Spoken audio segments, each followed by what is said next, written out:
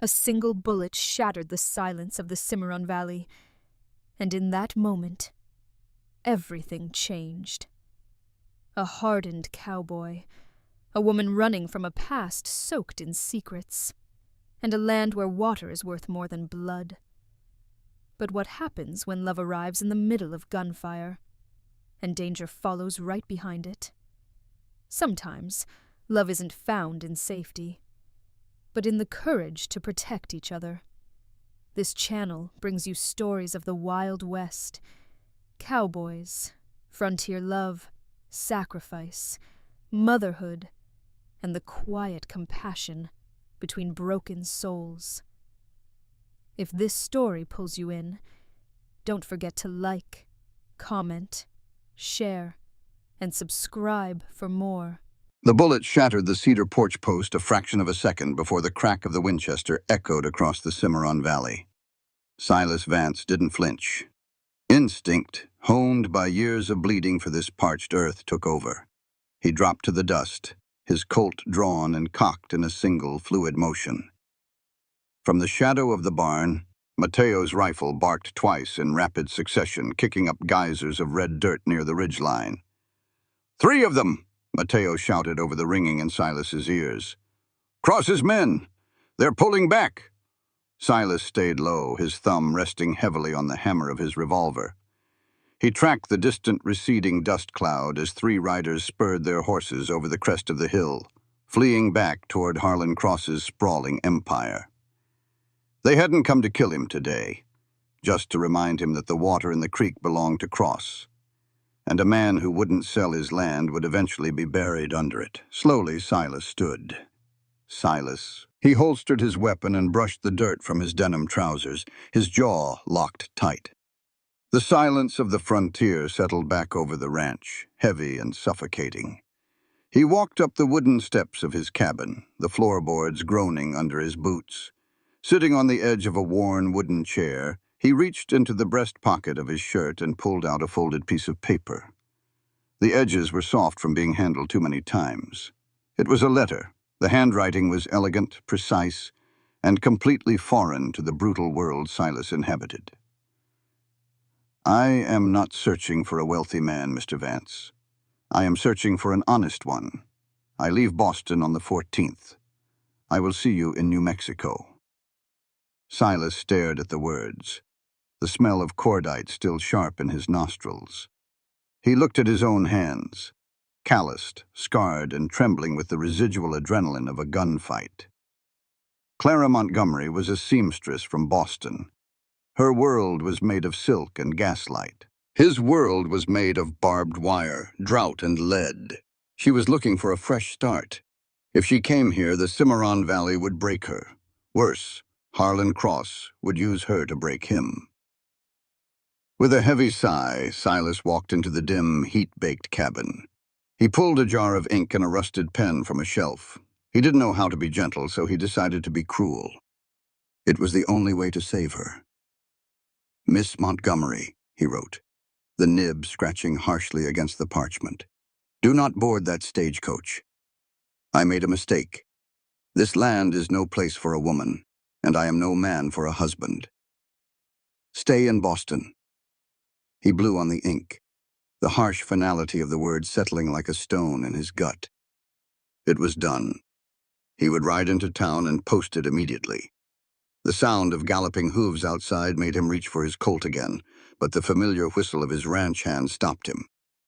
Mateo hauled his mare to a sudden halt by the porch, his dark eyes wide beneath the brim of his sombrero. "Silas," Mateo breathed, out of breath.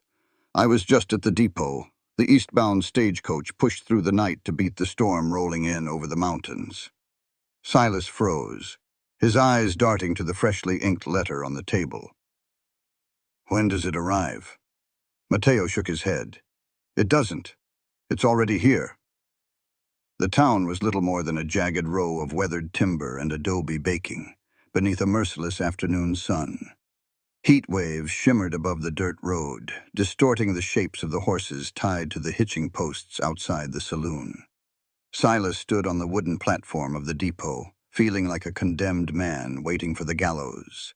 The dust coated his boots and his dark canvas coat. He had tried to wash the blood and gunpowder from his hands at the pump, but the faint rust color lingered in the deep creases of his knuckles. The stagecoach sat idle, its horses heaving and lathered in sweat. Passengers had already begun to filter out. Prospectors, drummers selling tonics, a preacher. And then she appeared. Clara Montgomery stepped down from the carriage, and the breath vanished from Silas's lungs. She was smaller than he had imagined, swallowed by a heavy dark blue wool traveling dress that was entirely too thick for the desert heat. Her skin was pale, her features delicate, and she looked utterly, profoundly out of place. But as she surveyed the rugged, unforgiving landscape, her chin lifted. There was a spine of absolute steel beneath that fragile exterior.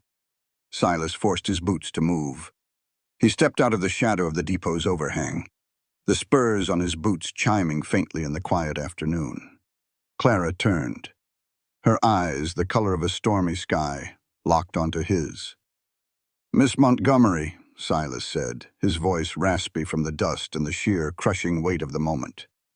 He took his Stetson off, exposing his face to the harsh light. "I'm Silas Vance." And he expected a polite nod. He expected a hesitant handshake, or perhaps a look of immediate regret as she took in the grim, scarred reality of the man she had promised to marry. Instead, Clara dropped her reticule. She stepped into him, closing the distance between them with a sudden, desperate urgency. Her hands came up, gripping the heavy canvas of his vest with white-knuckled force. She pressed her face against his chest, her whole body trembling like a bird caught in a winter gale. It wasn't a romantic swooning embrace. It was the frantic grip of someone clinging to the edge of a cliff. Silas stood frozen for a fraction of a second, shock arresting his limbs. Then, slowly, tentatively, his massive arms came up to encircle her. He pulled her against him, shielding her from the dust and the stares of the townsfolk. Beneath the scent of trail dust and exhaustion, he caught the faint, impossibly sweet scent of lavender. A fierce, terrifying surge of protectiveness exploded in his chest, so violent it physically ached. "I'm here," she whispered against his shirt, her voice cracking. "I'm here, Mr. Vance." "You're here," Silas murmured, his jaw resting lightly against the crown of her head. Slowly, Clara pulled back, her cheeks flushed, though she didn't let go of his vest entirely. "I apologize. The journey was overwhelming."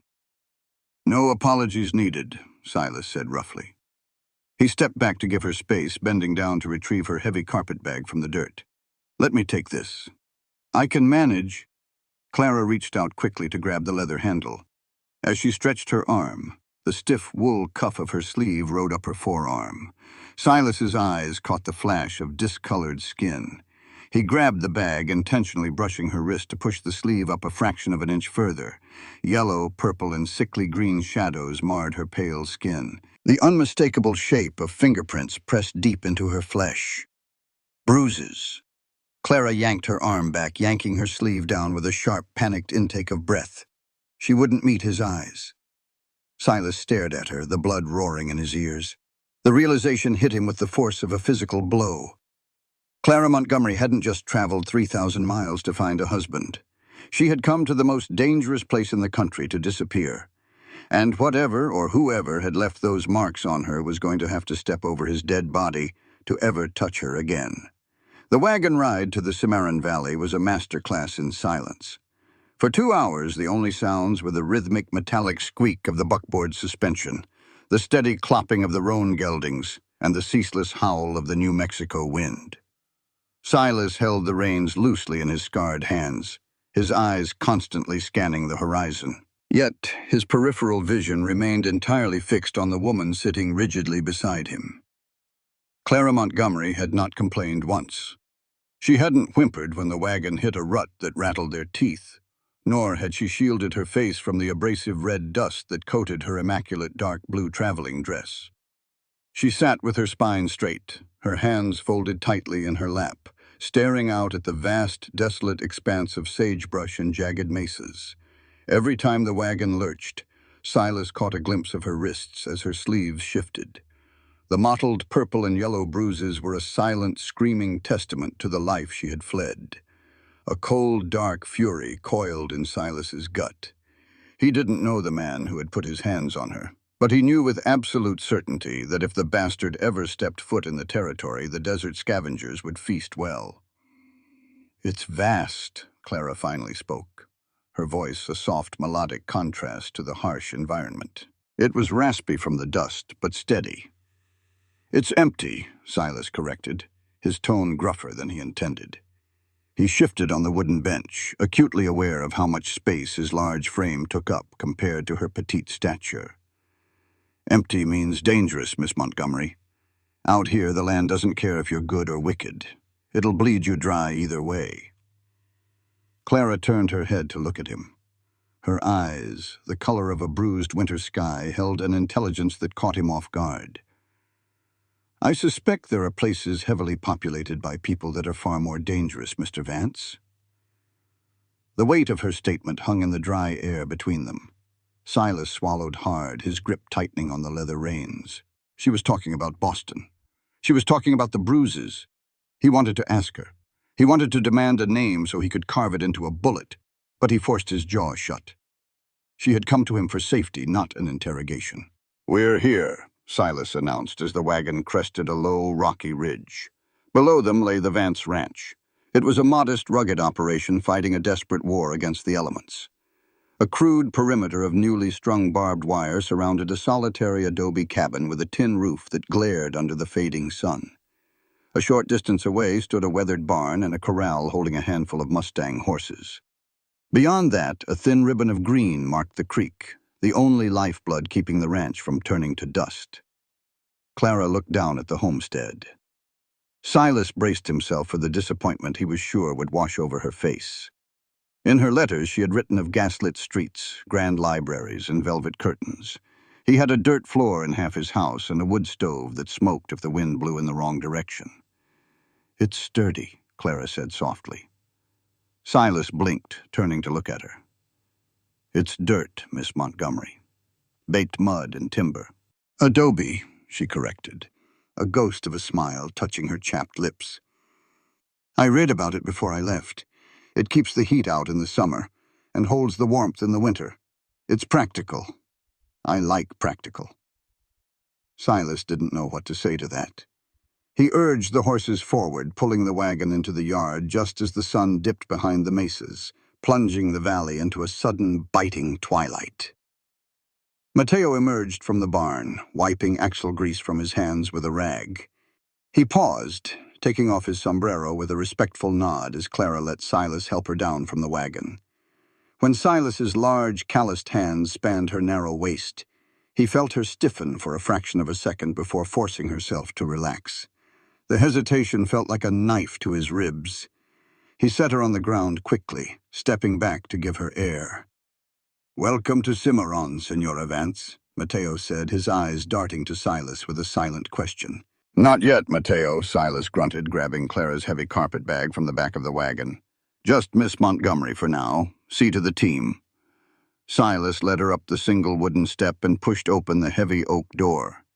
Inside, the cabin was dim and smelled heavily of wood smoke, old leather, and gun oil. There was a single room. On one side stood a rough-hewn table with two mismatched chairs and a cast-iron stove. On the other, a solid wooden bed frame with a quilt that had seen better decades. Silas set her bag down near the bed. He felt the sudden, crushing inadequacy of his life. He was a 35-year-old man who owned nothing but a failing patch of dirt and a few head of cattle, and he had brought a refined woman into this squalor. "I'll string up a canvas partition," Silas said abruptly, breaking the heavy silence. "Give you some privacy around the bed. I sleep by the hearth anyway, always have. Keeps the fire fed." Clara stood in the center of the room, her hands still clutching her reticule. She looked small, so incredibly out of place, yet she did not weep. She didn't complain. She simply nodded. "Thank you, Mr. Vance." "Silas," he corrected quietly. "If we're going to share a roof, you might as well use my name." "Silas." She tested the word, her Boston accent softening the hard consonants. Then you must call me Clara." He nodded, turning his back to hide the sudden, irrational spike of his pulse. He grabbed a heavy roll of canvas from a corner and began hammering nails into the exposed ceiling beams. He worked with a frantic, punishing energy, needing the physical labor to distract him from the intoxicating scent of lavender that was slowly invading his home. By the time he finished, a thick canvas wall divided the room, offering her a semblance of a sanctuary. The desert night had fully descended, bringing a bitter chill that seeped through the adobe walls. Silas moved to the cast-iron stove, striking a match to the kindling he had laid that morning. "I'll make coffee. We have salted beef and hardtack. Tomorrow, Mateo is riding out to see about a prairie chicken." "Let me," Clara said, stepping forward. She had taken off her heavy wool hat, revealing a cascade of dark hair pinned meticulously at the nape of her neck. She looked exhausted, pale as a ghost, but she reached for the heavy iron coffee pot. "It's heavy," Silas warned, stepping in. Their hands collided on the iron handle. The physical contact was electric. Silas's large, scarred hand completely swallowed her delicate fingers. His skin was rough like sandpaper. Hers was incredibly soft, despite the cold. For a single suspended heartbeat, neither of them moved. The fire flared in the stove, casting dancing orange shadows across their faces. Silas looked down, his gaze dropping to her mouth, and for the first time in his life, he felt the terrifying, overwhelming urge to claim something for his own. Clara gasped softly, her eyes widening, stormy and wide. She didn't pull her hand away. Instead, her fingers trembled beneath his. Silas forced his hand to release hers, taking a physical step back. His chest heaved as if he'd just run a mile. "I've got it," he said, his voice dropping an octave, harsh and strained. "You sit. You've had a long journey." Clara swallowed hard, her hand falling to her side. She retreated to one of the wooden chairs, her eyes never leaving his face. The physical distance between them was only a few feet, but as Silas poured the water and listened to the wind howl against the adobe walls, he knew the emotional divide was shrinking at a terrifying speed. He had brought her here to protect her, but he was rapidly realizing that keeping his hands to himself was going to be the hardest battle he had ever fought. Dawn on the frontier did not arrive gently. It broke over the mountains like a cracked egg, spilling harsh, blinding light across the dry earth. Silas had been awake for hours.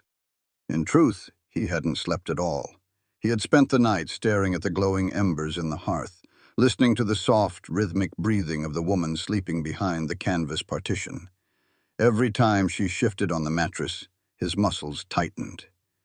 He was out on the porch, nursing a cup of bitter black coffee, when the sound of approaching hooves broke the morning stillness. Mateo rode into the yard at a breakneck gallop, hauling his lathered horse to a sliding stop. "They did it!" Mateo spat, his chest heaving as he dropped from the saddle. "Harlan Cross's men. They dammed the North Fork before dawn. The creek is already dropping. Give it 2 days and our cattle won't have mud to drink, let alone water." Silas's expression went completely dead. He slowly poured the remains of his coffee into the dust. Water was the currency of the Cimarron Valley. Stealing a man's water wasn't an insult.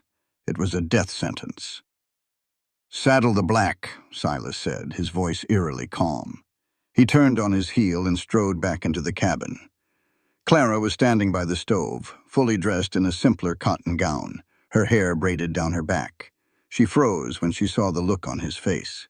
The guarded, stoic rancher from the night before was gone. In his place stood a predator. Silas walked directly to the gun rack mounted on the adobe wall. He pulled down his Winchester repeating rifle, checked the chamber, and grabbed a leather bandolier heavy with brass cartridges. "What is happening?" Clara asked, her voice tight. "Cross dammed the creek," Silas said, not looking at her as he slung the bandolier over his broad shoulder. "I'm going to undam it." "With a gun?" Silas finally looked at her. Her face was pale, her hands gripping the edge of the table. "Out here, Clara." Water is life. A man who tries to take your water is trying to kill you. You don't negotiate with a man trying to kill you. You stop him. He walked out the door, the heavy thud of his boots echoing like a war drum. He rode hard, cutting across the sagebrush flats toward the north fork of the creek. The air was already baking, the heat waves making the distant cottonwoods shimmer. As he approached the bend in the river, he saw it. A crude barricade of felled timber, rocks, and packed earth choking off the flow of water to his property. Standing on the banks were 5 of Harlan Cross's hired guns, leaning casually on their rifles, smoking rolled cigarettes. Their foreman, a burly, scarred man named Boone, grinned around a match as Silas brought his horse to a halt 20 yards away. "Morning, Vance," Boone called out, spitting into the dry creek bed. "Looks like you got a little drought problem down your way." Silas didn't dismount. He didn't shout. He simply slid the Winchester from its scabbard, racked the lever with a sharp metallic clack that echoed off the canyon walls, and leveled the barrel directly at Boone's chest. "Tear it down," Silas said. His voice wasn't loud, but it carried a lethal, absolute certainty that froze the smirks on the hired guns' faces. Boone's hand twitched toward the revolver at his hip. "There's 5 of us, Vance. And 1 of you." "True," Silas said softly, the front sight of the rifle unwavering. "I'll be dead. But my first bullet takes your heart, Boone. My second takes the man on your left. The rest can fight over my boots. Now tear it down or draw." The silence stretched, thick and suffocating. A hawk shrieked overhead. Silas's eyes were black, flat, and completely devoid of fear. He had made peace with his death years ago. These men had not. Boone swallowed hard. He slowly raised his hands, stepping away from the dam. "You're a crazy son of a bitch, Vance. Cross ain't gonna let this stand." "Tell Cross he wants my water. He can come bleed for it himself," Silas replied. "Now clear the timber, fast." It took them an hour to dismantle the barricade under the unyielding aim of Silas's rifle.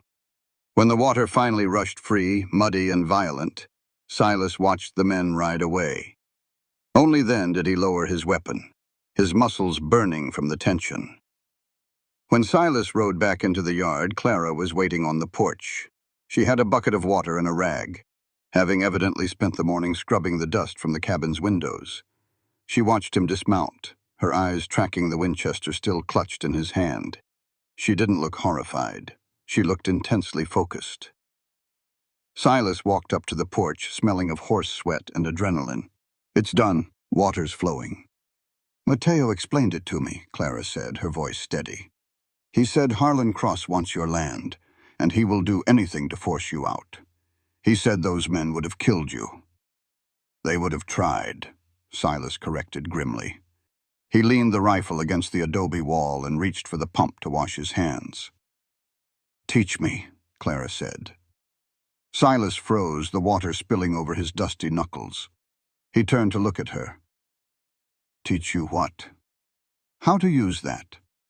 She pointed a delicate finger at the heavy Winchester. "I am not a fool, Silas. I know I am a liability out here. If those men had come to the cabin while you were gone, I would have had no way to defend myself. Teach me how to shoot." Silas stared at her. Women in Boston fainted at the sight of blood.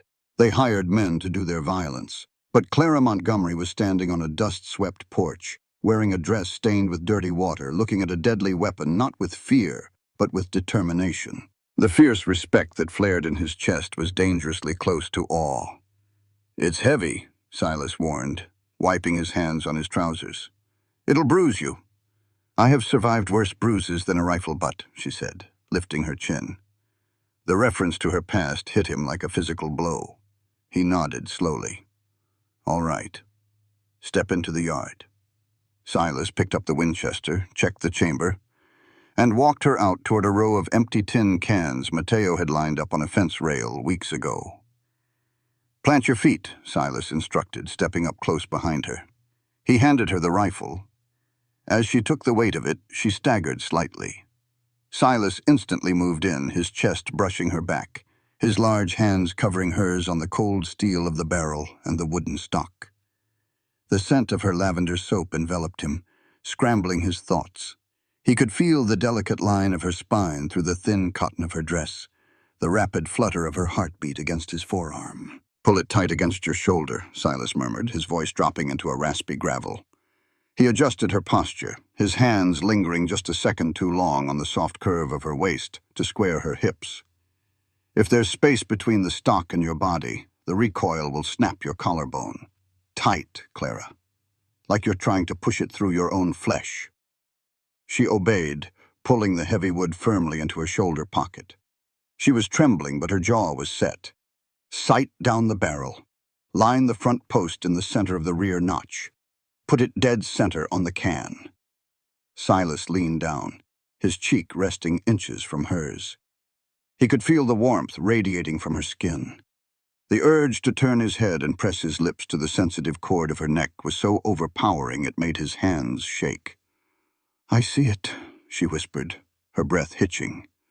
"Squeeze the trigger. Don't pull it. Squeeze it slowly." Clara took a breath, held it, and squeezed. The Winchester roared, spitting a gout of flame and white smoke. The recoil threw Clara violently backward.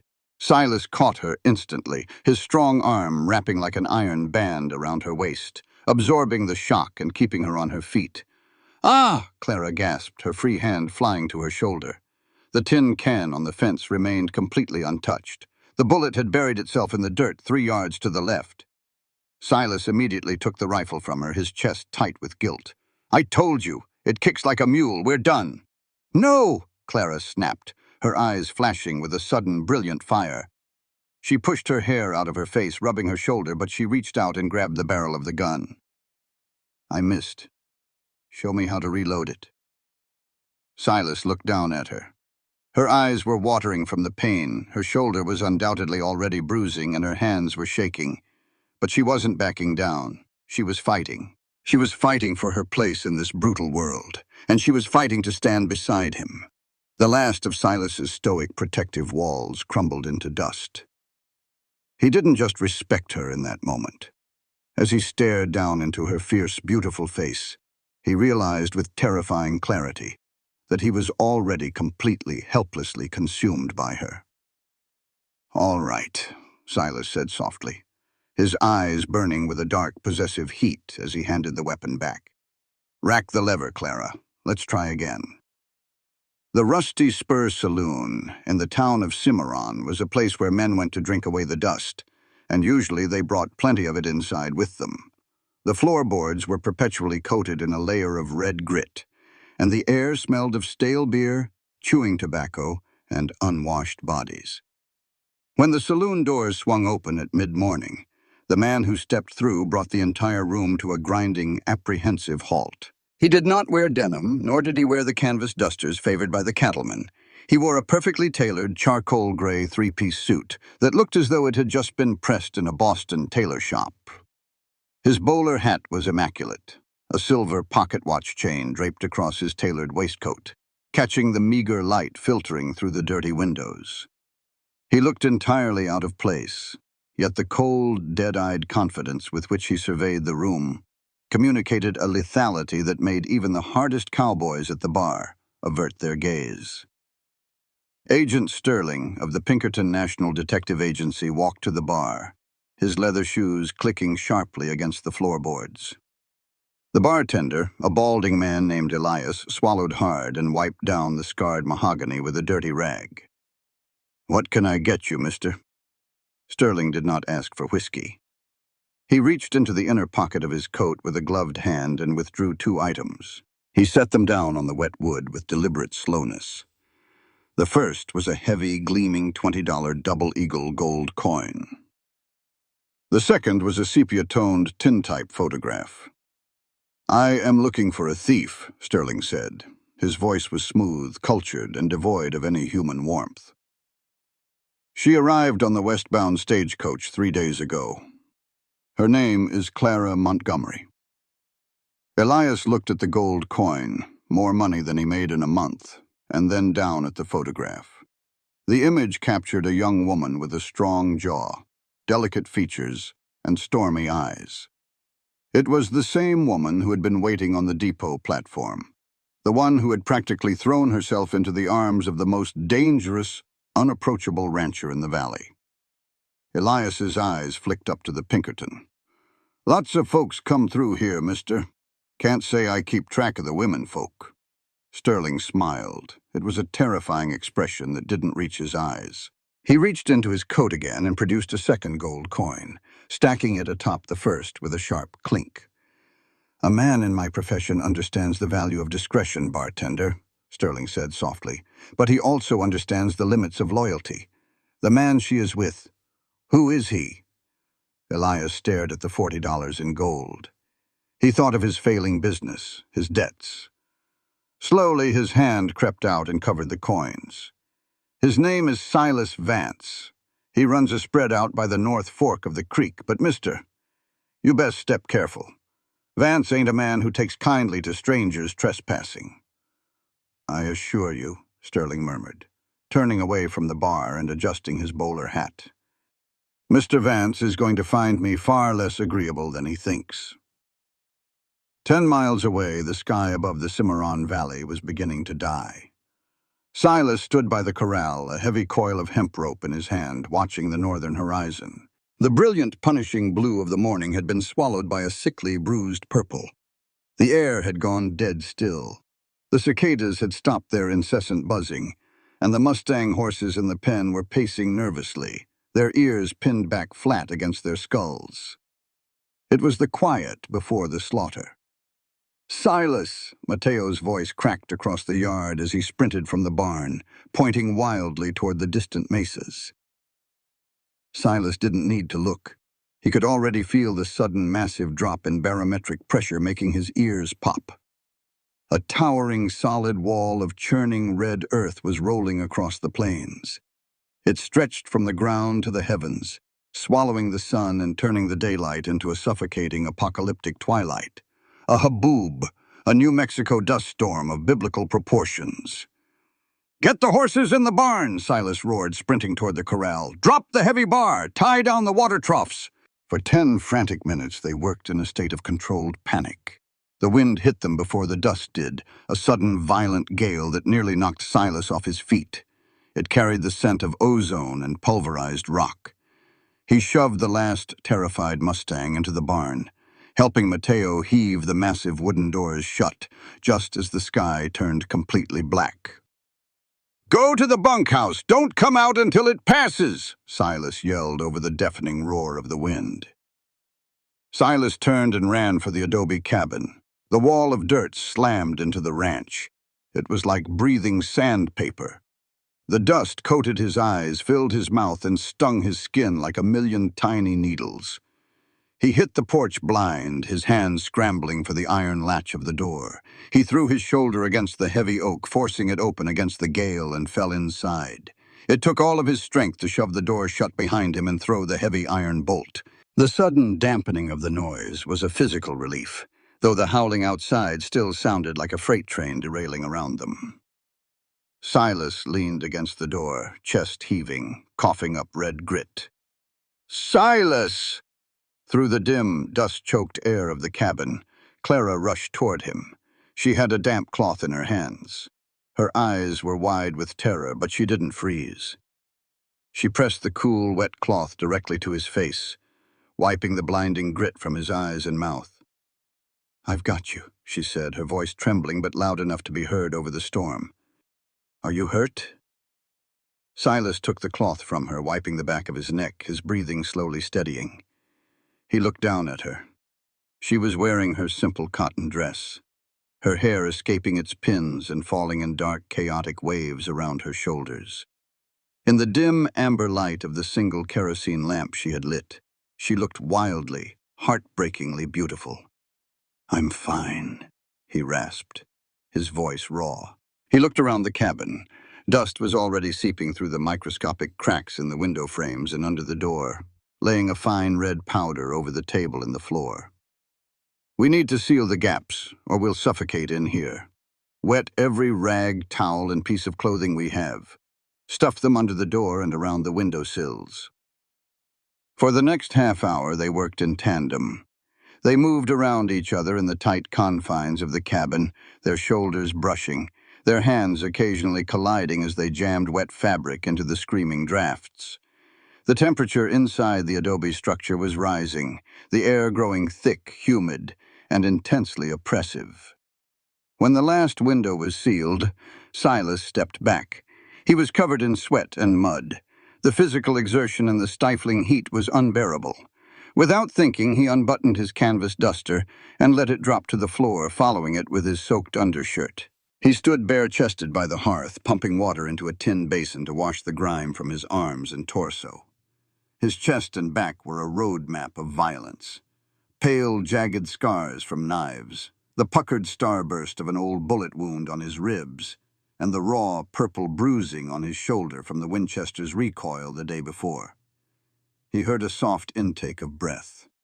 Silas froze, the water dripping from his chin. He turned slowly. Clara was standing by the table, a wet rag forgotten in her hands. She was staring at his chest, not with disgust, and not with the polite, averted eyes of a Boston lady. She was looking at his scars with a profound, aching sorrow that made Silas feel entirely naked. "It looks worse than it is," Silas said gruffly, grabbing a towel and dragging it harshly across his chest to break the spell. "Someone tried to cut you in half," Clara whispered, her eyes tracking the long, curved scar that wrapped around his ribs. "A cattle rustler 5 years ago. 5 years. He missed the vital organs." Silas tossed the towel aside, suddenly intensely aware of the smallness of the room. The storm outside raged, shaking the heavy timber beams, but inside the silence between them was deafening. Clara didn't look away. She took a step toward him, then another. The forced proximity of the sealed cabin was acting like a pressure cooker. There was nowhere to run, nowhere to hide from the raw, elemental truth of what was building between them. "And this?" she asked softly, reaching out. Silas stopped breathing. Her delicate, trembling fingertips traced the edge of the dark, blossoming bruise on his right shoulder, the exact spot where he had pulled her against him to absorb the rifle's recoil. Her touch was incredibly light, yet it sent a shock wave of heat straight to his core. Every muscle in his massive frame locked rigid. "That's from catching you," Silas said, his voice dropping into a dark, rough whisper. Clara looked up, her stormy eyes meeting his. She was so close he could see the erratic pulse beating at the base of her throat. He could smell the lavender, mixed now with the scent of fear and rain. "I'm sorry," she whispered, though he wasn't sure if she was apologizing for the bruise or for what they both knew was about to happen. Silas's hands twitched at his sides. He wanted to pull her in. He wanted to bury his face in her hair and consume her entirely. But the ghost of the bruises on her wrists held him back. She was running from monsters. He refused to become another one. He took a slow, agonizing step backward, putting distance between them. "Sit by the fire, Clara," he commanded softly, his eyes burning with restrained fire. "This storm isn't going to break for a long time." Clara's hand fell to her side. She looked at him, a mixture of relief and sharp disappointment flashing across her features, before she turned and walked to the chair. The wind screamed outside, but inside the cabin the tension had thickened into something suffocating, dangerous, and utterly inescapable. Night fell, though inside the windowless gloom of the sealed cabin it was impossible to tell. The only indication of the passing hours was the dwindling oil in the kerosene lamp, and the steady, relentless assault of the wind against the adobe walls. It sounded as though the earth itself was trying to erase the Cimarron Valley from the map. Silas sat on the floor, his back against the stone hearth, a half-empty cup of coffee resting on his bent knee.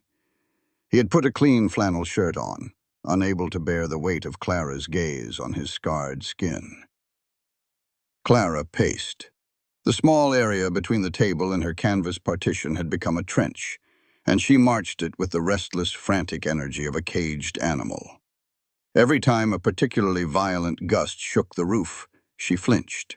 The storm was wearing her down, stripping away the polite, composed veneers she had worn since stepping off the stagecoach. "You're going to wear a hole in the floorboards," Silas said quietly, watching her from the shadows of the firelight.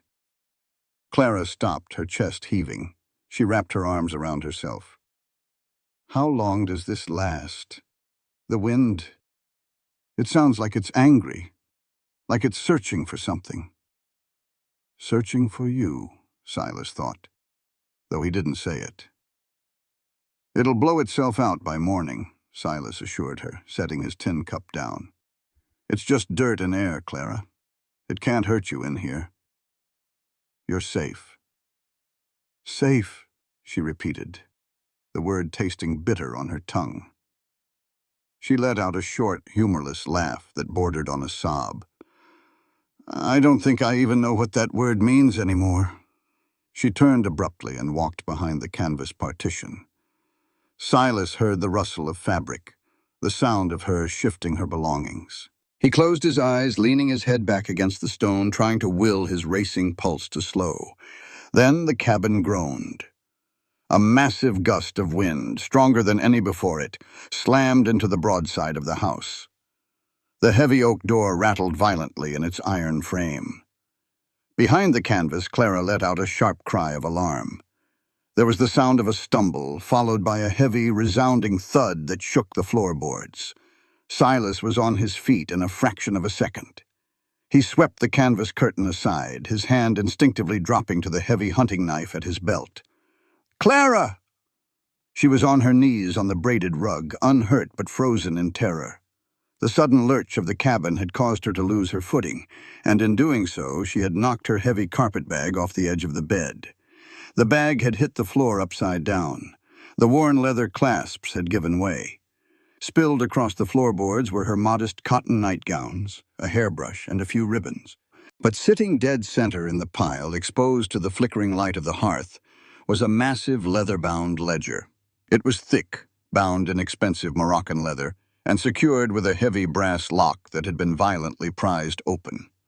It looked like the kind of book that belonged in the vaults of a New England bank, not in the luggage of a destitute seamstress. Silas stepped fully into the partition space. He looked at the ledger, then down at Clara. Clara was not reaching for her clothes. Her hands hovered over the book, shaking uncontrollably. She looked up at Silas, and the sheer, unadulterated panic in her eyes was devastating.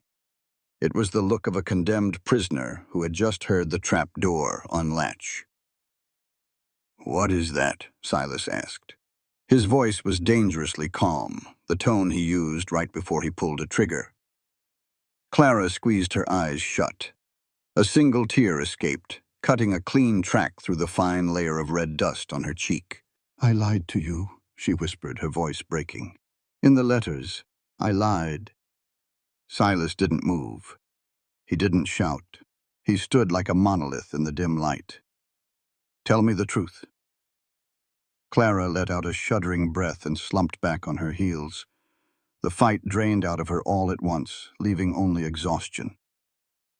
"My uncle isn't just a strict guardian, Silas. He runs the shipping docks in Boston, but he doesn't just move tea and textiles. He moves weapons. He moves opium. He destroys anyone who gets in his way." She looked down at the ledger, her bruised wrists resting on her thighs. "I was his invisible niece, the quiet girl who sat in the corner and sewed. People ignore the quiet ones. I heard things. I saw things. 6 weeks ago, I found out he had a union organizer murdered. I couldn't stay quiet anymore. I confronted him." Clara's hand drifted unconsciously to her wrist, tracing the fading yellow bruises. "He told me that if I ever breathed a word to the police, I would end up floating in the harbor. He locked me in my room, said he was going to marry me off to one of his associates to keep me contained." Silas felt a murderous, blinding rage ignite in his chest. His hands curled into fists so tight his knuckles popped. The thought of a man putting his hands on her, terrifying her into silence, made him want to ride to Boston and burn the city to the ground. "So you ran," Silas stated, the pieces falling into place. I picked the lock on his study, Clara said, her chin trembling as she looked up at him. I stole the master ledger. It has everything, names, bribes, dates of shipments. I thought if I took it, it would be my insurance, that he wouldn't dare come after me if he knew I could expose him. She let out a bitter, wretched sob. I was so stupid, he didn't let me go. He hired the Pinkertons. He put a bounty on my head. I answered your advertisement because I needed to get as far away from the East Coast as possible. I used you, Silas. I brought a death sentence to your door, and I am so sorry. She buried her face in her hands, her shoulders shaking as she finally broke down. She waited for the explosion. She waited for the stoic, dangerous rancher to drag her by her arm and throw her out into the dust storm. She deserved it. She had lied to an honest man and endangered his life. Instead, the floorboards creaked. Silas dropped to his knees right in front of her. He didn't look at the ledger. He didn't look at the stolen evidence that could get them both killed. He looked at the woman who had possessed the sheer, terrifying courage to rob one of the most dangerous crime lords in Boston and ride 3,000 miles into the unknown. He didn't see a liability. He saw a warrior. Silas reached out. His large, calloused hands gently gripped her wrists, pulling her hands away from her face. Clara gasped, looking up at him through wet lashes. You stole from the devil, Silas said, his voice a low, vibrating rumble that cut right through the howling wind outside. You stole from the devil, and you rode west. Silas, they will come for me. The Pinkertons. Let them come, he interrupted fiercely. He shifted closer, his knees bracketing hers on the rug. He reached up, his rough thumb carefully wiping a tear from her cheek. Do you think I care about a book? Do you think I care about a bounty? You could die, she sobbed, terrified by the dark, absolute certainty in his eyes. I was already dead, Clara, Silas whispered, his face hovering mere inches from hers. I was a ghost haunting this valley until you stepped off that stagecoach. You brought me back to life. And if you think I'm going to let some man in a suit take you away from me, you don't know the first thing about who I am. He slid his hands into her hair, his thumbs tracing the line of her jaw, tilting her face up to his. They will have to step over my dead body to touch you. Do you hear me? You are mine to protect now. Clara stared into his eyes, seeing the raw, unmasked devotion burning there. The last of her fear evaporated, replaced by an overwhelming, consuming heat. She didn't want to be protected from a distance anymore. She wanted him. With a desperate cry, Clara threw her arms around his neck, burying her hands in his hair and pulled his mouth down to hers. The kiss was an explosion. There was no hesitation, no gentle exploration. It was a collision of desperation and pent-up desire. Silas let out a rough groan against her lips, his massive arms wrapping around her waist and hauling her flush against his chest. He kissed her with a punishing, starving intensity, his mouth devouring hers. He tasted like black coffee and danger. She tasted like salt and salvation. Clara opened to him completely, her tongue meeting his, her fingers digging fiercely into the heavy muscles of his shoulders. She arched into him, driving him backward until he was sitting on the floor, pulling her across his lap. Silas held her tight enough to bruise, his large hands sweeping down the curve of her spine, pressing her hips against his, letting her feel exactly what she was doing to him. The wind screamed against the adobe walls, trying to tear the roof off the cabin, but inside, the storm had finally broken. The masks were gone. The letters were dust. There was only the heat of the fire, the desperate tangle of their limbs, and the absolute terrifying realization that they were entirely, irrevocably bound to one another. The morning after the dust storm, the Cimarron Valley looked as though it had been buried alive and hastily dug back up. A thick blanket of fine red powder coated the sagebrush, the corral, and the adobe cabin. The sky, wiped clean of clouds, was a brilliant, bruised blue. Inside the cabin, the heavy canvas partition had been pushed aside, completely forgotten. Silas stood by the wash basin, his chest bare, running a damp cloth over the back of his neck. The violent, consuming kiss they had shared on the floorboards the night before hung in the air between them, a physical, living entity. It had changed the very atmosphere of the room. Every time Silas looked at Clara, a dark, possessive heat flared in his chest, making it difficult to draw a full breath. He knew her secret now. He knew she was hunted, and he knew, with lethal certainty, that he would burn the world down before he let anyone take her back to Boston. "We need supplies," Silas said, his voice a low, gravelly rasp that seemed to vibrate against the adobe walls. "Flour, salt, ammunition. If your uncle's Pinkerton is in town, Harlan Cross won't be far behind him. They'll figure out a way to use each other." Clara sat at the edge of the bed, her hair neatly braided, her hands folded in her lap. She looked pale, but the terrifying panic from the night before was gone, replaced by a cold, resolute calm. "I should go with you. If I stay here alone, and they come—" "You're not staying anywhere alone," Silas interrupted, pulling a clean chambray shirt over his scarred shoulders and buttoning it with quick, efficient movements. He strapped his heavy gun belt around his hips, tying the leather thong to his thigh to keep the Colt secured. "You stay in my sight, from now on." The ride into town was tense. The wagon wheels cut deep, silent tracks into the freshly laid dust. When they pulled onto the main street of Cimarron, the town felt unnaturally quiet. Cowboys and drifters loitered on the boardwalks, their eyes tracking Silas and the refined Eastern woman sitting rigidly beside him. Silas pulled the wagon up to the mercantile. "Stay close," he murmured, helping her down. Inside, the store smelled of roasted coffee beans, leather, and lye soap.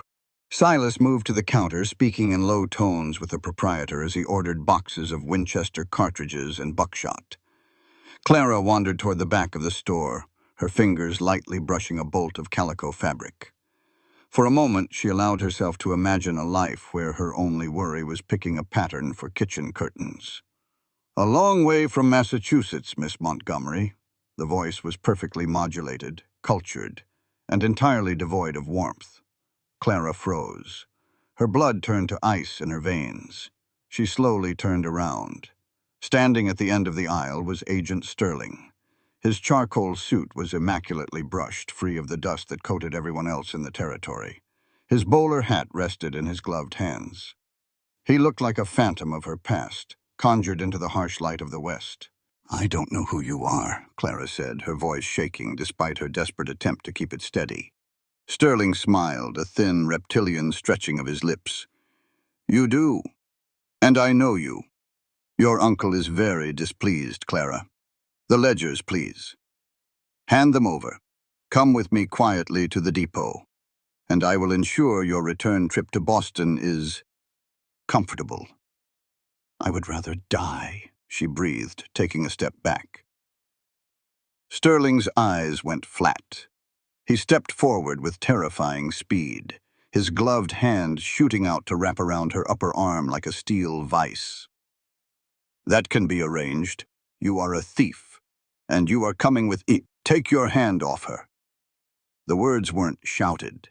They were delivered in a voice so low, so utterly saturated with lethal intent, that the very air in the mercantile seemed to drop 10 degrees.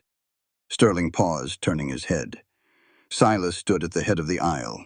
His feet were planted wide. His right hand was resting casually, terrifyingly, on the worn wooden grip of his Colt revolver. His eyes were black voids. He didn't look like a rancher defending a woman. He looked like the angel of death calculating the trajectory of a bullet. "This is Pinkerton business, Mr. Vance," Sterling said, though his grip on Clara's arm loosened fractionally. "This woman is a fugitive. Interfere, and you will hang." "Out here, the only law is the one you can back up with lead," Silas said softly. He took a slow, deliberate step forward. The silver spurs on his boots chimed, a dreadful, rhythmic sound. "You have 3 seconds to take your hand off her before I blow a hole through your chest so big I can see the canned peaches on the shelf behind you." Sterling evaluated the man in front of him. He was an expert at reading men, and what he read in Silas Vance's posture was absolute, uncompromising violence. The Pinkerton slowly released Clara's arm and took a step back, raising his hands in a placating gesture. "Very well," Sterling said smoothly, adjusting his lapels. "But you cannot watch her forever, Vance. The agency has deep pockets. You are playing a game you cannot win." "Get out," Silas snarled. Sterling tipped his hat to Clara and walked out the front doors, the bell jingling cheerfully behind him. Clara let out a ragged breath and stumbled forward. Silas caught her instantly, his massive arms wrapping around her, pulling her face against his chest right there in the middle of the store. He pressed a harsh kiss into her hair, his heart hammering against his ribs. "Are you hurt?" he demanded, his hands sweeping over her arms. "No," she gasped, gripping his shirt. "No, but Silas, he won't stop." "I know." Silas looked over her head toward the door, his jaw locked. "We're leaving, now." Across the street, inside the dim, smoke-filled Rusty Spur saloon, Sterling walked to a corner table where Harlan Cross was nursing a glass of whiskey. Cross was a massive, bearded man whose temper was notoriously vile, especially since his men had been humiliated at the dam the day before. Sterling sat down uninvited. "It seems we share a common obstacle, Mr. Cross." Cross scowled. "Who the hell are you?" "A man with a solution," Sterling replied smoothly. "You want Vance's water. I want the girl he's hiding and a certain book in her possession. Vance is a formidable gunfighter, but he is only one man. He cannot protect a homestead and a woman simultaneously against a coordinated assault." Cross leaned forward, his eyes narrowing. "What are you suggesting, Easterner?" "Burn him out," Sterling said coldly. "Tonight, you take your riders. You lay siege to the cabin. When Vance is dead or distracted by the flames, you take the land. I will take the girl and the book in the chaos, a mutually beneficial arrangement." A cruel, jagged grin spread across Cross's face. "I'll bring the kerosene." By the time Silas and Clara returned to the ranch, the sun was beginning its descent, painting the sky in violent shades of crimson and bruised purple. Silas didn't unhitch the wagon. He immediately sought out Mateo in the barn. "Saddle the fastest horse we have," Silas commanded, tossing Mateo a heavy pouch of coins. "Ride to the county seat. Find the U.S. Marshals. Tell them Harlan Cross is moving on my land, and there's a Pinkerton acting outside his jurisdiction. Tell them there will be a slaughter if they don't ride through the night." Mateo didn't ask questions. He saw the look in his friend's eyes. He grabbed his saddle. "I'll bring the cavalry, hermano. Keep her safe." "Ride fast," Silas said, clasping Mateo's forearm before turning back to the cabin. The adobe house had been transformed from a home into a fortress. Silas pulled the heavy wooden shutters over the windows, barring them with thick iron latches. He dragged the heavy oak table to block the front door. Then he laid out his arsenal on the bed: 2 Winchester rifles, his Colt revolver, a double-barreled shotgun, and hundreds of rounds of brass ammunition. Clara watched him in silence. She had changed out of her traveling dress into a simple cotton skirt and a soft white blouse. She looked ethereal in the dim light of the single lantern. Silas paused, his hands resting on the cold steel of the rifle barrels. He looked across the room at her. The silence between them was heavy, thick with the terrifying realization that this might be their last night on Earth. He crossed the room slowly.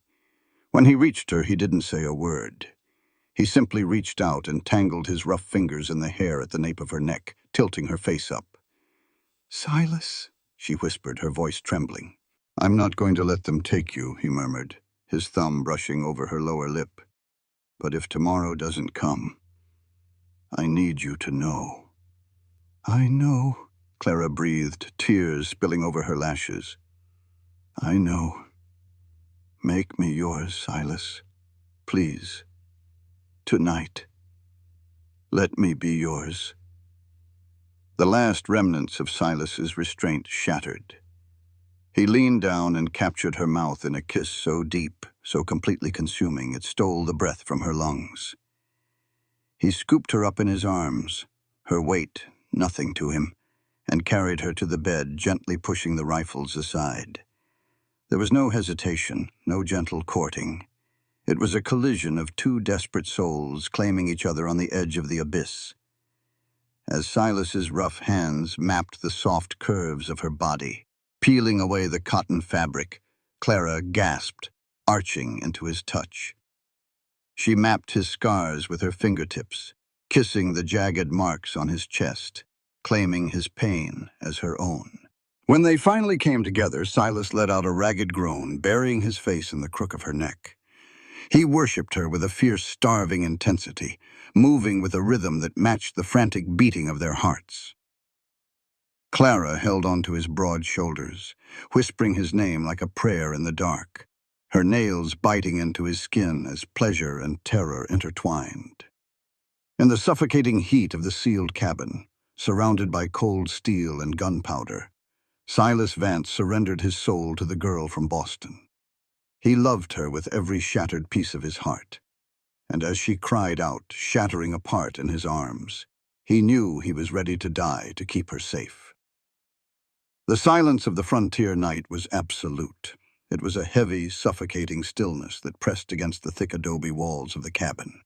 Silas lay awake, his back resting against the headboard of the bed, his Winchester rifle resting across his thighs. Clara was curled into his side, her head resting on his bare chest, her steady breathing the only sound in the pitch-black room. He had extinguished the lantern hours ago. To give the enemy a silhouette was to invite a bullet. His fingers idly stroked the soft expanse of Clara's bare arm, committing the warmth of her skin to memory. Then the silence broke. It wasn't a gunshot. It was a sound Silas knew intimately from his years on the frontier, the faint metallic clink of a spur against a rock, followed by the soft snort of a horse being held back. Silas's muscles instantly locked. "Clara," he whispered, his voice a gravelly breath in her ear. She woke instantly, the survival instinct she had honed in Boston snapping her to attention. She didn't ask questions. She rolled out of the bed, reaching for her clothes in the dark.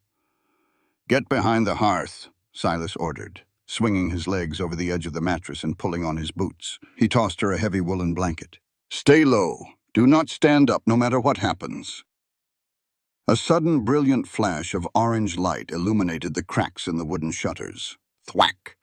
The heavy, sickening sound of a flaming arrow burying itself into the cedar shingles of the cabin roof echoed through the room.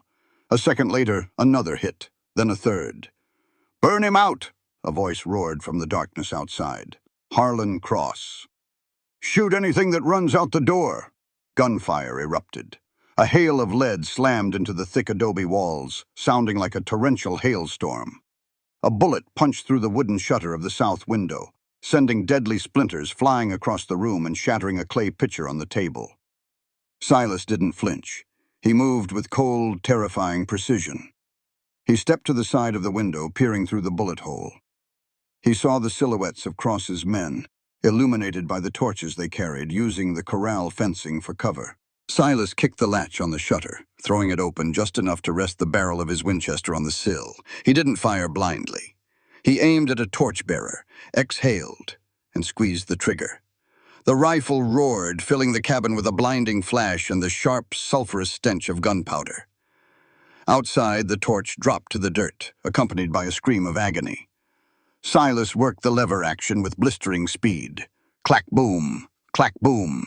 He fired 4 times, driving Cross's men into the dirt, before ducking back behind the thick adobe wall as a barrage of return fire chewed the window frame to splinters.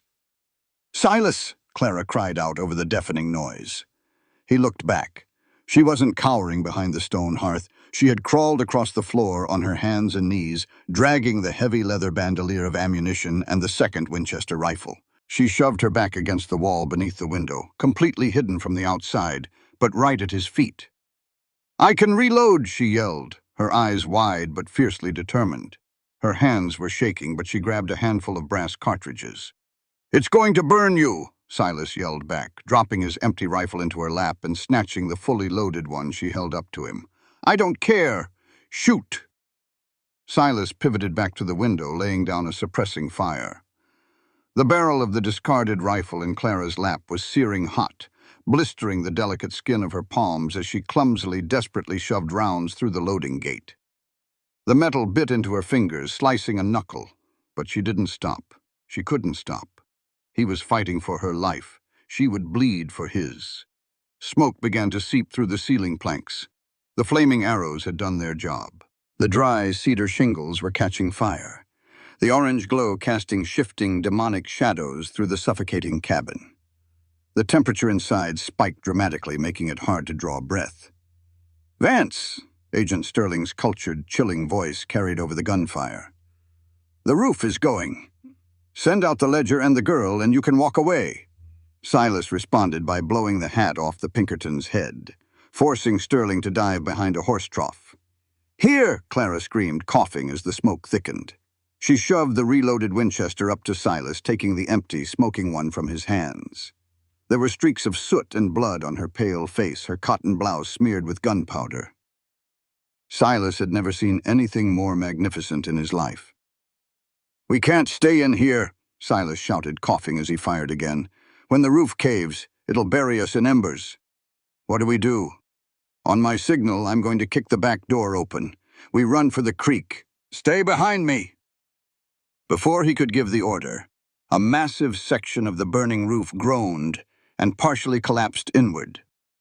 A shower of sparks and flaming debris crashed onto the center of the floor, instantly igniting the braided rug.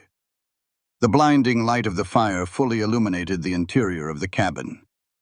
Through the shattered remnants of the window shutter, Boone, Cross's hulking foreman, stepped up to the sill. He had a double-barreled shotgun leveled directly into the room. Through the swirling smoke, Boone didn't aim at Silas. His eyes locked onto Clara, who was kneeling on the floor, illuminated by the burning rug, frantically trying to push a cartridge into the rifle. Boone sneered, his finger tightening on the heavy triggers. Silas saw the movement out of the corner of his eye. Time seemed to slow to an agonizing crystalline crawl. He saw the twin black bores of the shotgun. He saw Clara, helpless on the floor. He couldn't pivot his rifle in time. With a roar that tore his throat raw, Silas dropped his weapon and lunged across the small space. He didn't try to pull her away. He threw his massive body entirely over hers, burying her beneath him, just as the deafening boom of the shotgun ripped through the cabin. The impact was catastrophic. Silas felt a sledgehammer slam into his upper right chest and shoulder. The sheer kinetic force of the buckshot lifted him slightly before slamming him down hard onto the dirt floor. All the air exploded from his lungs in a wet, choked gasp. "Silas!" Clara's scream was a sound of pure, unadulterated horror. She scrambled out from beneath him, her hands instantly slick with the hot, dark blood pouring from his canvas shirt. Silas lay on his back, his eyes staring blankly at the burning ceiling, his chest heaving with shallow, rattling breaths. "No, no, no, look at me!" Clara sobbed, pressing her burned, bloody hands frantically against the horrific wound near his collarbone, trying to stem the tide.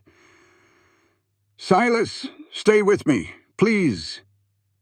Boone racked the shotgun outside, laughing harshly as he prepared to fire the second barrel into the cabin to finish the job. Clara looked up. The terror in her eyes vanished, replaced by an explosive, blinding wrath. She reached down into the dirt, her bloody fingers closing around the worn wooden grip of Silas's Colt revolver. She didn't hesitate. She didn't shake. She raised the heavy gun, pointed it squarely at Boone's silhouette in the window, and pulled the trigger. The deafening roar of the Colt revolver trapped inside the adobe walls was a physical force, a shockwave that vibrated through the floorboards and rattled the teeth in Clara's skull. Through the shattered remnants of the window shutter, Boone's massive silhouette jerked violently backward. The shotgun slipped from his deadened fingers, discharging its second barrel harmlessly into the dark New Mexico sky as he vanished from the frame, tumbling into the dust outside. Clara dropped the heavy revolver. It hit the dirt floor with a dull thud. Her hands were shaking so violently she could barely feel her own fingers. The metallic tang of fresh blood and the choking, sulphurous stench of black powder coated the back of her throat. She had just taken a human life. The realization should have broken her, should have sent her spiraling into a paralyzing shock. But as a sickening, wet cough ripped through the cabin, Clara's eyes snapped back to the floor. "Silas!" she screamed, her voice tearing at the seams. She threw herself over his massive frame. Silas lay on his back, his face completely drained of color, his skin a terrifying ashen gray beneath the soot. The right side of his chest and shoulder was a ruin of torn canvas and dark, pulsing crimson. He had taken a point-blank blast of buckshot to shield her. "Silas, look at me," Clara sobbed, pressing both of her hands frantically against the jagged wound, uncaring that his blood was soaking through her skirt, covering her arms to the elbows. The heat of his life force spilling through her fingers was the most horrifying sensation she had ever experienced. "Look at me, please." Silas's eyelids fluttered. His jaw was locked tight in absolute agony, a muscle ticking wildly in his cheek. He managed to turn his head a fraction of an inch, his dark eyes finding hers through the swirling, suffocating smoke. "Clara," he choked out, his voice a broken, wet rasp. His left hand, trembling and weak, came up to blindly search for her. His blood-slicked fingers brushed her cheek, leaving a smear of red across her pale skin. "Run. The back. Out the back." "I am not leaving you," she shrieked, pressing her weight down on his shoulder to stem the arterial bleeding. "I am not leaving you, do you hear me? You promised me. You promised they would have to step over your dead body, and you are not dead." Above them, the heavy cedar ceiling beams groaned in protest. The flames had consumed the roof, turning the cabin into a roaring, claustrophobic furnace. Embers rained down around them like a descent into hell, searing Clara's arms, but she refused to move. Suddenly, the heavy oak table that Silas had dragged across the front door was violently rammed from the outside. Once. Twice. The wood splintered with a deafening crack. "Vance!" Harlan Cross's booming, furious voice echoed over the roar of the fire. "Your foreman is dead. It's over." The door gave way completely, crashing inward off its iron hinges. Through the swirling smoke and falling embers, two figures stepped into the burning ruins of the cabin. Harlan Cross stood tall, a lever-action rifle gripped in his meaty hands, his face twisted into a mask of pure, sadistic triumph. Beside him, miraculously maintaining an air of cold detachment despite the chaos, was Agent Sterling. The Pinkerton had a silver-plated revolver drawn, his eyes rapidly scanning the room. They spotted Silas bleeding out on the floor and the woman kneeling fiercely over him like a protective lioness. Cross let out a dark, booming laugh. "Well, well. Look at the great Silas Vance now, bleeding out in the dirt like a stuck pig. I told you, Vance, you should have sold." Sterling stepped forward, waving the thick smoke away from his face with his free hand. His eyes locked onto Clara. "The time for heroics has concluded, Miss Montgomery. Mr. Vance is dead. Hand over your uncle's ledger, and I will ensure you are escorted safely away from this inferno." Clara looked at the two men. One wanted her protector dead. The other wanted her soul in a cage. They had cornered her, expecting her to weep, expecting the fragile Boston seamstress to surrender in the face of insurmountable violence. They had entirely underestimated what the Cimarron Valley and the love of a dying cowboy had forged her into. Clara slowly lifted her hands from Silas's chest. She stood up. Her white cotton blouse was soaked in blood, her face smeared with soot and ash. She did not reach for the discarded Colt revolver. She knew she couldn't outdraw the Pinkerton. Instead, she took 2 steps backward and kicked over the remnants of her shattered carpetbag. The heavy Moroccan leather ledger slid across the floorboards. Sterling's eyes lit up with predatory greed. He took a step forward, his gun lowering slightly. "A wise decision, Clara." "Stay exactly where you are," Clara said. Her voice was no longer trembling. It possessed a chilling, razor-sharp edge that made even Cross pause. With a swift, fluid motion, Clara knelt, grabbed the heavy ledger, and stood up, holding it directly over the blazing, roaring flames of the stone hearth. The leather binding immediately began to smoke from the intense proximity to the fire. Sterling froze, his immaculately groomed face finally cracking in absolute panic. "Stop! Are you insane? If you burn that, your uncle will hunt you to the ends of the earth. It is your only leverage." "It is your only leverage, Agent Sterling," Clara spat, the heat of the fire blistering her back. "If this book burns, my uncle's empire burns with it, because there will be no record of his debts. And you? You will return to Boston empty-handed, a failure. He will likely kill you himself." Sterling's silver revolver twitched, aiming squarely at her chest. "Drop the book on the floor. Now. Shoot me and my hand relaxes." The book falls into the fire. "It takes 3 seconds for paper to ignite," Clara bluffed, staring down the barrel of the gun without blinking. She turned her gaze to the cattle baron. "Mr. Cross, you hired this Pinkerton to help you take this land. But do you know what is in this book? Proof of federal crimes, extortion, murder. If the U.S. Marshals find this book in your vicinity, you won't just lose your ranch. You will hang from a federal gallows." Cross's triumphant grin vanished. He shot a paranoid, furious glare at the Pinkerton. "What the hell is she talking about, Easterner? You brought federal heat to my valley?" "Shut up, Cross, she's bluffing," Sterling hissed, taking another step toward Clara. "Miss Montgomery, I will not warn you again." "Neither will I," Clara said softly. She opened her fingers. The heavy ledger dropped like a stone directly into the roaring heart of the fire. "No!" Sterling shrieked, completely losing his mind.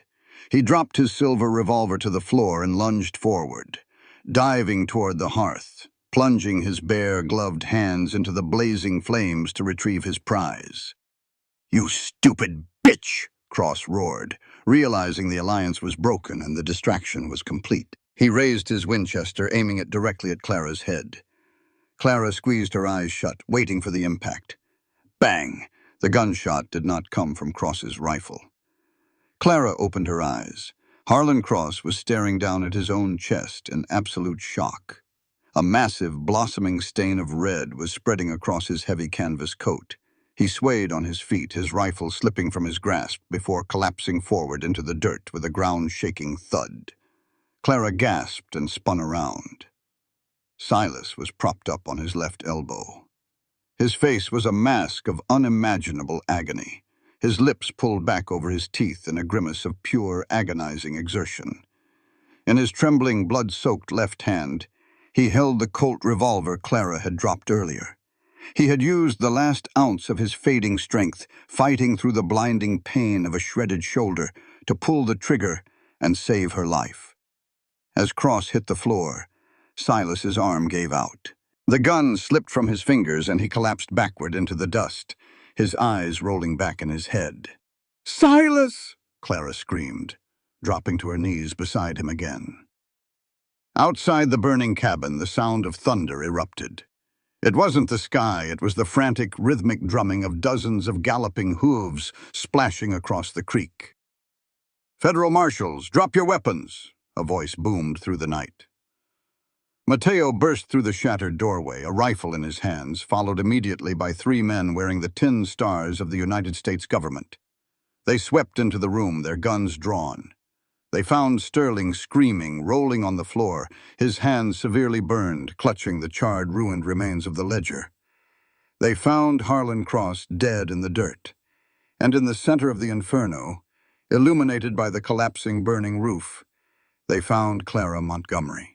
She was kneeling in a pool of blood, cradling the head of the unconscious rancher in her lap.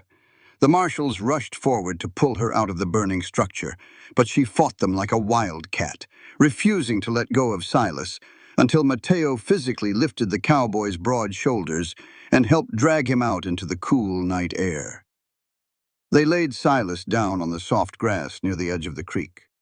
The cold water rippled under the moonlight.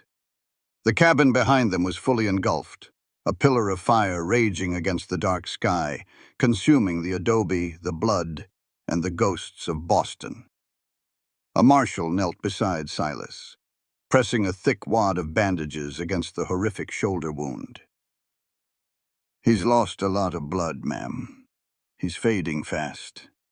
We brought the town doctor. He's riding up with the rear guard, but he will not die," Clara said. Her voice was absolute, possessing a terrifying certainty. She dropped into the wet grass beside Silas, taking his cold, limp left hand in both of her burned, soot-stained ones. She pressed his knuckles to her lips. "Do you hear me, Silas Vance? You do not get to leave me. You promised." For a long, agonizing minute, there was no response.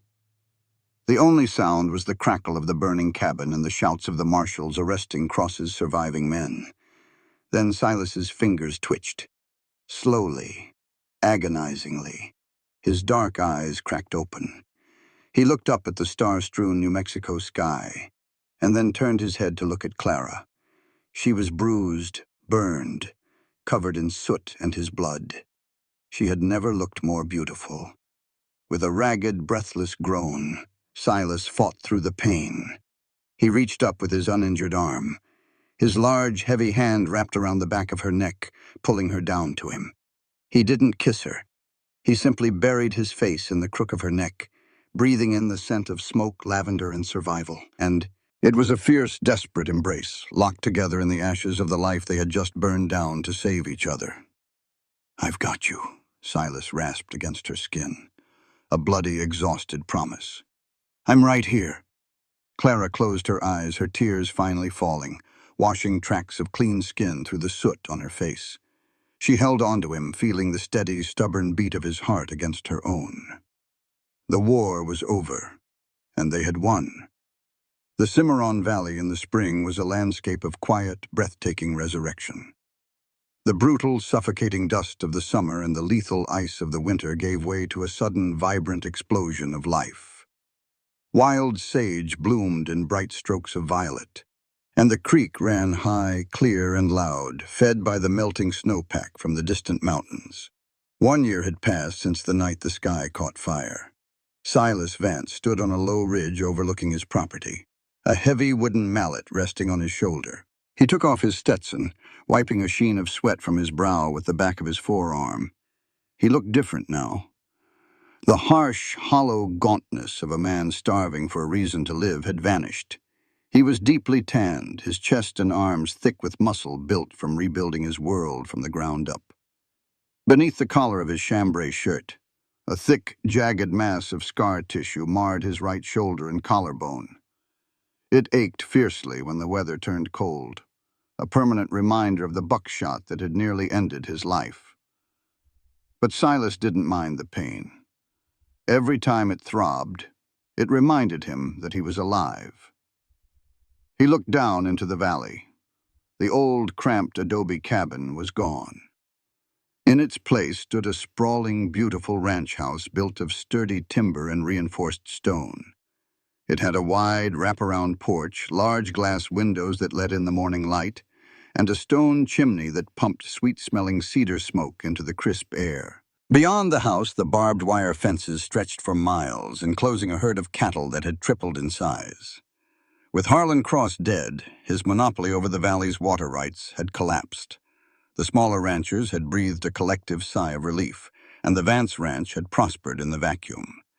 As for Agent Sterling, the Pinkerton had been escorted back to the East Coast by the U.S. Marshals, his hands bandaged and his career in ruins. Clara's uncle, without his ledgers to leverage his blackmail, had been indicted on federal racketeering charges months later. The shadows of Boston had been permanently excised from their lives. Silas smiled, a genuine, rare expression that softened the hard lines of his face. He picked up his mallet and began walking down the ridge toward the house. As he approached the porch, the heavy oak front door opened. Clara stepped out into the sunlight. Silas stopped in his tracks, his heart executing the same heavy, familiar stutter it did every single time he looked at her. She was no longer the pale, fragile, terrified seamstress who had stepped off the stagecoach in a heavy wool dress. She wore a simple light blue calico dress, her sleeves rolled up to her elbows, her dark hair woven into a loose, comfortable braid over one shoulder. Her skin was kissed by the desert sun, and she moved with a confident, grounded grace that belonged entirely to the frontier. She held 2 steaming tin cups of coffee in her hands. As she spotted him, a radiant, blinding smile broke across her face. Silas dropped the heavy mallet in the dirt. He didn't care where it landed. He walked up the wooden steps of the porch, his spurs chiming softly. "You've been up since dawn," Clara said, stepping forward to hand him a cup. Her stormy eyes crinkled at the corners. "Mateo said you were trying to finish the southern fence line before noon." "Mateo talks too much," Silas murmured. He took the cup, but his eyes never left her face. He took a sip of the bitter, scalding coffee, relishing the domestic peace of the moment. "The fence can wait. I wanted to see you." Clara's smile softened into something incredibly tender. She stepped closer, invading his space, resting her free hand lightly against the center of his chest. Silas leaned into her touch instinctively, his free arm wrapping around her waist to pull her flush against him. "I was going through the trunk at the foot of the bed this morning," Clara said quietly, looking up at him. "I found something." "Did you?" She nodded. "A bundle of letters, tied with a blue ribbon." Silas felt a flush of heat hit the back of his neck. He cleared his throat, looking out over the corral. "I dragged those out of the fire before the roof came down. Figured they were worth keeping." "You risked burning your hands to save pieces of paper?" she teased gently, though her eyes were shining with unshed tears. "They aren't just paper, Clara," Silas said, turning his gaze back to her, his voice dropping into that low, serious gravel that always made her shiver. "They were the first time in 10 years I felt like I existed. You saw a ghost through the ink, and you loved him anyway." Clara swallowed hard, her hand sliding up his chest to rest over his heart. She could feel the steady, powerful rhythm beating against her palm. "I didn't love a ghost, Silas," she whispered. "I loved the man who was brave enough to tell a stranger the truth. And I loved the man who stood in front of a bullet for me. But mostly," she paused, a nervous, beautiful flutter in her breath. "Mostly I love the man who is going to be a father." The wind swept across the porch, rustling the cottonwood trees by the creek. Silas froze. The tin cup in his hand tilted, spilling hot coffee onto the wooden floorboards, but he didn't notice. He didn't feel the heat. He didn't feel anything except the sudden, earth-shattering halt of the universe. He stared at her, his dark eyes wide, his lips parted. "Clara, what did you say?" Clara let out a wet, joyful laugh. She took his hand, the large, calloused, scarred hand that had built a home and taken lives to protect her, and guided it down, pressing his palm flat against the soft curve of her stomach. "I'm pregnant, Silas," she breathed, tears finally spilling over her lashes. "We are going to have a baby." For a man who rarely showed emotion, the cracking of Silas Vance's stoic facade was a beautiful, devastating thing to witness. His jaw trembled. He looked down at his hand resting against her womb, and then back up at her face. The sheer, overwhelming magnitude of what she had just given him hit him like a physical blow. He was 36 years old. He had spent his entire life expecting to die alone in the dirt, unmourned and unremembered. And now, standing on the porch of a home he had built with his own hands, the woman he worshipped was carrying his child. Silas let out a sound that was half a sob, half a laugh. He dropped his coffee cup completely. It clattered against the boards, rolling away. He didn't just hug her. He swept her entirely off her feet. Clara shrieked with surprise and delight as Silas lifted her into the air, his massive arms wrapping around her waist, burying his face in her neck as he spun her around on the porch. He held her with a desperate, crushing reverence, a man who had finally, truly realized that he had the entire world in his arms. "A baby," Silas choked out, his voice thick with tears he didn't bother to hide. He slowly let her slide down his chest until her feet touched the floorboards. But he didn't let her go. He cradled her face in both of his rough hands, leaning his forehead against hers. God, Clara, you gave me everything. You gave me a life. We built it together, she whispered, rising on her tiptoes to kiss him. The kiss was slow, deep, and intoxicatingly sweet. It tasted of coffee, tears, and absolute unbreakable security. When Silas finally pulled back, he kept his arms wrapped securely around her waist, turning them slightly so they were both looking out over the vast, beautiful expanse of the Cimarron Valley. The land was green, the sky was a brilliant, endless blue, and the creek ran strong and clear. Silas thought back to the train station in town exactly 1 year ago. He remembered the terrified, fragile woman who had practically thrown herself into his arms, clinging to him like a piece of driftwood in a storm.